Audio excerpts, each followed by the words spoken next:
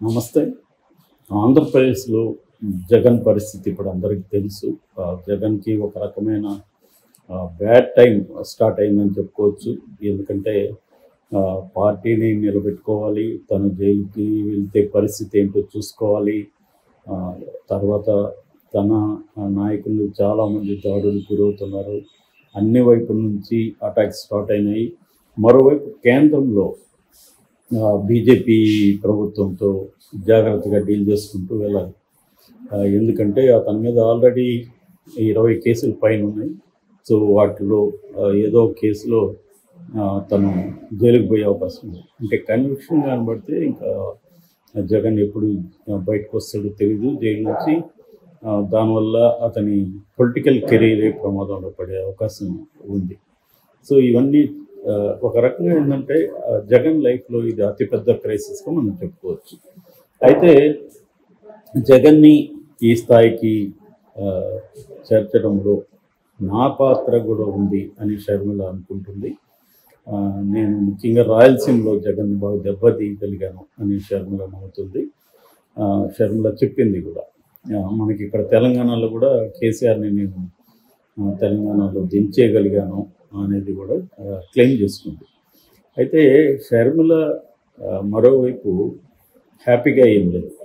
ఆమె పరిస్థితి కూడా ఇబ్బందుల్లో ఉంది. ఎందుకంటే కాంగ్రెస్ ఆల్రెడీ ఆంధ్రప్రదేశ్లో కోమాలో ఉంది. 2019లో దానికి 1% ఓట్లు కూడా రాలేదు.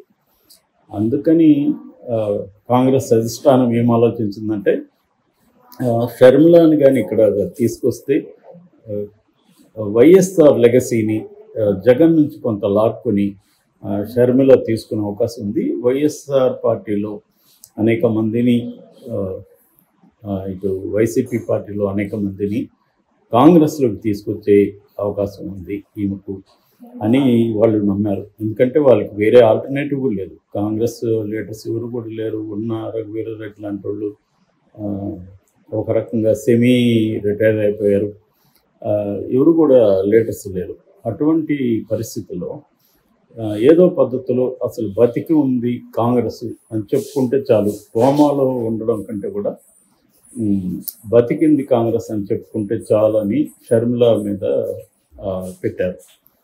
అయితే షర్మిల వచ్చినప్పుడు మాత్రం ఒక బ్యాంగ్ అంటారు కదా, సినిమాల్లో ఓపెనింగ్ బ్యాంగ్, అలాంటి ఒక ఓపెనింగ్ బ్యాంగ్తో వచ్చింది. ఎందుకంటే ఆమెకు తెలుగుదేశం మీడియా విపరీతంగా ప్రచారం కల్పించింది. చంద్రబాబు కూడా షర్మిల వల్ల జగన్ బాగా దెబ్బతిన అవకాశాలు ఉందని ప్రోత్సహించారు. అయితే మోడీ వచ్చి అన్న చెల్లి ఇద్దరు ఒకటే అన్నట్టుగా మాట్లాడారు. దాని తర్వాత చంద్రబాబు కూడా ఒకసారి అట్లా మాట్లాడాడు. కానీ మళ్ళీ వాళ్ళు సైలెంట్ అయిపోయారు. అయితే షర్మిల ఫ్యాక్టర్ అనేది ఒక బ్యాంగ్తో వచ్చినప్పటికీ గ్రౌండ్లో ఆమె పెద్ద ఇన్ఫ్లుయెన్స్ చేయలేకపోయింది. ఎందుకంటే ఆమె పార్టీలోకి ఎవరు కూడా నోన్ లీడర్స్ ఎవరు రాలేదు. ఇక్కడ తెలంగాణలో కూడా అది జరిగింది. తెలంగాణ వైఎస్ఆర్టీపీ అనే పార్టీని పెట్టింది. ఇక్కడ కూడా ఎవరు నోన్ నాయకులు రాలేదు. ఇది అటర్ ఫ్లాప్ అని చెప్పచ్చు ఆమె షో.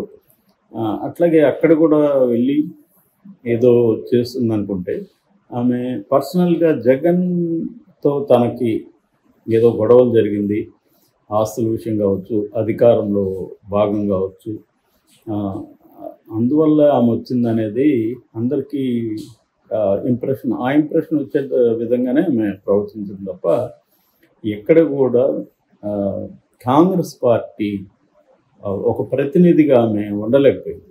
దానికి కారణం ఏంటంటే మొన్నటి వరకు ఆమె కాంగ్రెస్ పార్టీని బూతులు తిట్టింది. వైఎస్ఆర్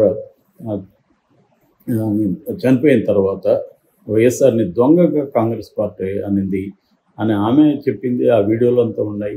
ఇక్కడ ఒక దొంగని తెలంగాణలో కాంగ్రెస్ పార్టీ నాయకుడిగా ఎన్నుకునిందని రేవంత్ రెడ్డిని అనింది. ఆ వీడియోలు అంతా ఉన్నాయి. అటువంటిది మళ్ళీ అక్కడికి వచ్చి నాకు సోనియా గాంధీ చెప్పింది, నాకేం తెలియదు అని చెప్పింది. వైఎస్ఆర్ని ఎఫ్ఐఆర్లో చేర్చింది జగన్ మనిషి పొన్నవల్ల సుధాకర్ రెడ్డి అని జగన్ మీద వేసేసింది. సో ఇదంతా జనం పెద్దగా నమ్మలేదు. రెండవది, వైఎస్ఆర్ లెగసీ ఆల్రెడీ జగన్కి వెళ్ళిపోయింది. అది దాని నుంచి లాక్కోవడానికి కూడా ఈమెకి కష్టమైపోయింది.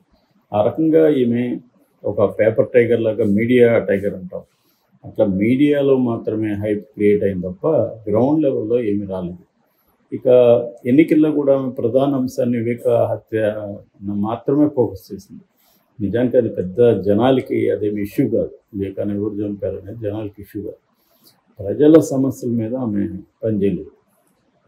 సో దీంతో ఫైనల్గా ఏమైంది, ఆమెకి డిపాజిట్ కూడా రాలేదు కడపలో.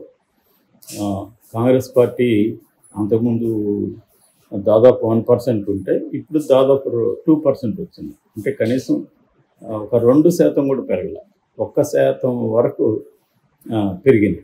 అది నిజానికి పెద్ద షర్మిలా లేకపోయినా పెద్ద ఫరక్ ఏం లేదు, 1%. దాంతో ఇప్పుడు కాంగ్రెస్ పార్టీ అధిష్టానం పునరాలోచనలో పడినట్టుగా చెప్తున్నారు. అంటే షర్మిల ఫ్యాక్టర్ మనకి నష్టం చేస్తుందా, లాంగ్ టర్మ్లో లాభం చేస్తుందా అనేది వాళ్ళు ఇప్పుడు ఆలోచిస్తున్నట్టుగా తెలుస్తుంది. ఎందుకంటే కాంగ్రెస్ పార్టీ ఇంకొంత గట్టిగా కానీ కష్టపడి ఉంటే కూటమి, ఇండియా కూటమి అధికారంలోకి వచ్చిండేది. చాలా నేరో మార్జిన్లో ఇండియా కూటమి అధికారాన్ని కోల్పోయింది. అందుకని కాంగ్రెస్ పార్టీ దాదాపు ఇప్పుడు 8 రాష్ట్రాల్లో ఫ్యాక్ట్ ఫైండింగ్ కమిటీని ప్రకటించింది, ఇంక్లూడింగ్ తెలంగాణలో కూడా కాంగ్రెస్కి 8, బీజేపీకి 8. సో అది గతం అంటే అసెంబ్లీతో పోలిస్తే కాంగ్రెస్ పెర్ఫార్మెన్స్ ఇబ్బంది అయింది. ముఖ్యంగా రేవంత్ రెడ్డి పిసిసి అధ్యక్షుడిగా ఉన్నాడు, సీఎంగా ఉన్నాడు. రేవంత్ రెడ్డి సొంత ఇలాకా మహబూబ్ నగర్ అండ్ రేవంత్ రెడ్డి పోటీ చేసిన మల్కాజిగిరి, ఈ రెండిట్లో కూడా కాంగ్రెస్ పార్టీ చిత్తుగా ఓడిపోయింది. దీనికి కారణాలు ఏంటి, ఇక్కడ ఏం జరిగింది, రేవంత్ రెడ్డి ఎంతవరకు బాధ్యుడు, ఏ ఫ్యాక్టర్స్ పనిచేశాయి, బీజేపీకి ఇన్ని సీట్లు ఎలా వచ్చాయి, గతంలో 4 ఉంటే ఇప్పుడు డబ్బులు అయినాయి. సో వీటి మీద కాంగ్రెస్ పార్టీ ఫోకస్ చేసి 3 సభ్యులతో కూడిన ఫ్యాక్ట్ ఫైండింగ్ కమిటీని ఈ 8 రాష్ట్రాలు కూడా పెట్టింది. అలాగే ఇప్పుడు ఆంధ్రప్రదేశ్ మీద కూడా అధిష్టానం సీరియస్గా దృష్టి పెట్టింది. అసలు మనం అనుకున్నట్టుగా షర్మిల ఫ్యాక్టరీ ఎందుకు పనిచేయలేదు, కనీసం 1 సీట్ రాకపోయినా కొత్త గౌరవప్రదమైన ఓట్ షేర్ కూడా తీసుకురాలేకపోయింది. దానికి షర్మిల ఒక ఎక్స్ప్లెనేషన్ ఇచ్చింది. అదేంటంటే జగన్ని దించేయాలని ఒక కసితో ప్రజలు ఓట్లేశారు, అందుకని తమ ఓటు వేస్ట్ కాకూడదు, కాంగ్రెస్కి వేస్తే అది వేస్ట్ అవుతుంది, అందుకని కూటమికి వేయాలి అని వాళ్ళు అనుకున్నారు. అందువల్ల కసిగా వాళ్ళు వేశారు. మేమైతే 8% టార్గెట్ అనుకున్నాము, అంత రాలేదు అనేది చెప్పింది తప్ప కాంగ్రెస్ పార్టీ వైఫల్యానికి కారణాలు ఏంటి అంటే ఆమె ఆబ్జెక్టివ్ రీజన్స్ చెప్పింది. అంటే ప్రజలు ఏమనుకున్నారని చెప్పింది తప్ప తాము ఎందుకు పెర్ఫార్మెన్స్ బెటర్గా ఇవ్వలేకపోయాం, తన వైపు నుంచి ఏం జరిగింది అనేది ఆమె సెల్ఫ్ క్రిటికల్గా ఎక్కడ మాట్లాడలేదు. సో ఇప్పుడు ఏం జరిగిందంటే అక్కడ Andhra Pradesh Pradesh Congress committee working president ఇద్దరు, శుంకర పద్మశ్రీ అండ్ రాకేష్ రెడ్డి, ఇద్దరు కూడా కేంద్ర నాయకత్వానికి ఈ మీద సీరియస్ అలిగేషన్స్ చేశారు. ఒకటి, ఈమె ఒంటెత్తు పోకడ, ఎవరిని టీం వర్క్ ఈమెకి చేత కాదు, ఆమె ఇష్టం వచ్చినట్టుగా ప్రవర్తించడం, ఎవరి మాట వినకపోవడం, ఎవరిని కలుపుకొని పోలేకపోవడం, ఇలాంటి కారణాలు ఆమె పెర్ఫార్మెన్స్ బాగాలేకపోవడానికి ఇలాంటి కారణాలు ఉన్నాయి అనేది ఒకటి. రెండవది, బలమైన క్యాండిడేట్ని ఎక్కడ పెట్టలేదు, అందుకని ఇంప్రెస్ చేయలేకపోయారు ఎక్కడ కూడా క్యాండిడేట్లు. దీనికి కారణం ఏమంటే ఆమె డబ్బులు తీసుకునింది, తర్వాత తన వాళ్ళు అనుకునే వాళ్ళకి సీట్లు ఇచ్చింది. అంతేగాని గ్రౌండ్లో సర్వేలు చేయించి ఏ క్యాండిడేట్కి ఇస్తే అక్కడ బలంగా ఉంటుంది. ఎందుకంటే కాంగ్రెస్ పార్టీ కాంగ్రెస్ ఇమేజ్ చూసి ఓట్లేసే పరిస్థితి లేదు. కాబట్టి క్యాండిడేట్లు వెరీ ఇంపార్టెంట్. స్థానికంగా ఆ క్యాండిడేట్ల బలం అనేది చాలా ఇంపార్టెంట్, అది మేము పట్టించుకోలేదు అనేది వాళ్ళు ఇప్పుడు విమర్శలు చేస్తున్నారు. ఇది చాలా సీరియస్ విమర్శలు అని చెప్పాలి. ఎందుకంటే ఆమె వచ్చి ఎక్కువ కాలం కాలేదు, అప్పుడే వర్కింగ్ ప్రెసిడెంట్ ఇద్దరు కంప్లైంట్లు ఇవ్వడం అనేది చాలా సీరియస్ విషయంగానే కేంద్ర నాయకత్వం కూడా భావిస్తుంది. అందుకని రాహుల్ గాంధీ కూడా చాలా ఆగ్రహంగా ఉన్నాడు షర్మిల పట్ల. ఈమె ఈమెకు మనం ఫుల్ ఫ్రీడమ్ ఇస్తే ఇలా వెంట చేసింది అన్న అభిప్రాయంతో ఉన్నారు అనేది అంటున్నారు. మరి ఆమెకి ఏమన్నా ఎసరు పెట్టే అవకాశం ఉందా, ఆమెను పిసిసి ప్రెసిడెంట్గా తీసేసే అవకాశం ఉందా అనేది చూడాలి. మరోవైపు